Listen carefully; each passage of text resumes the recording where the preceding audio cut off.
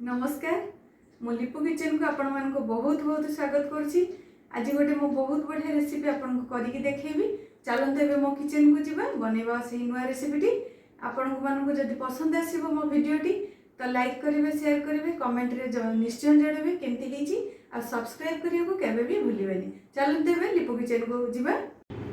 एबे देखंतु मु कोन करिची तीनटा पोटळ आ गोटे बड़ आलू को काटिकी रखी। मु आज गोटे पोटल आलूर गोटे बहुत बढ़िया गोटे क्रिस्पी आ गोटे मसलादार गोटे चटपटा आपन को गरारी आलू पोटल करिकी देखेबी। तो तापई कौन करिची पोटल तीनटा काटिची जो लंबा लंबा साइज रो। देखंतु पोटल तीनटा एई साइज रे आपन भी काटिबे। तो आलू मध्य से साइज रो पूरा पतला पतला करी काटिची। तो पोटल जो साइज रो काटिबे आलू मध्य से साइज रो काटिबे। आ नाई जे पोटल लंबा काटिदेवे आपण आलू को कौन करेंगे स्क्वायर साइज काटिबे। तो ठीक ठाक भल देखा जीवनी ता सहित से सिझिबनी भी ठीक से सिझिबनी। तो मु ताको काटिकी सब रखी। तो तापई जहाँ जहाँ मसला मैं आपको देखई दूची।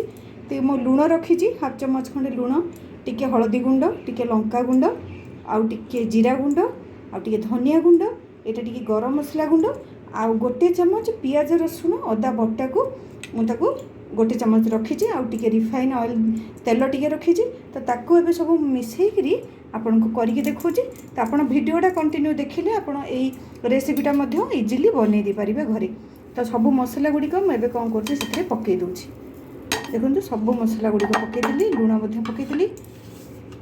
तापर एबे कोन करबी सेथे टिके मु टिके रिफाइन तेल जो रखी ताकू मु पकै दोछि। तापर एबे कोन करबी ताकू मो हाथ रे भल से गोळै देबी। पूरा भल से गोळै देकरी ताकू 5 मिनिट पे हमें ताकू टिके छाड़ देबा रेस्ट पे।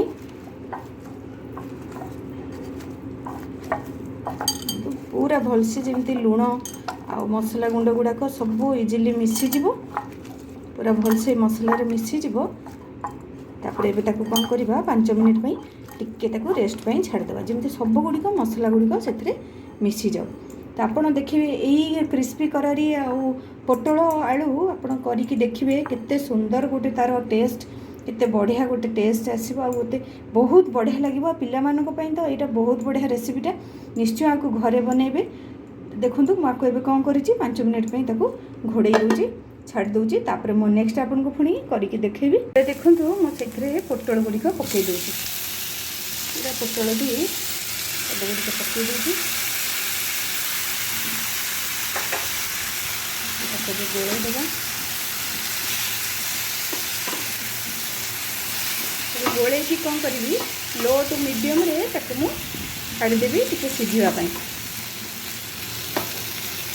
तो गोले देली तापर मुझे कौन करी लो टू मीडियम रे ताको गैस रो फ्लेम को रखिकी ताको मैं घोड़े दूसरी। एबे चलतु देखा पोटलटा मोर हाफ बॉयल हो गलानी कि नहीं अधा सिझी जीवनी।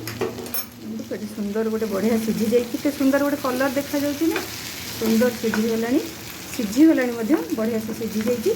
तो ये समय मुझे कौन करी गोटे छोट टमाटो ताको देसी टमाटो टाइप ताको काटिकी रखी पकई दूसरी।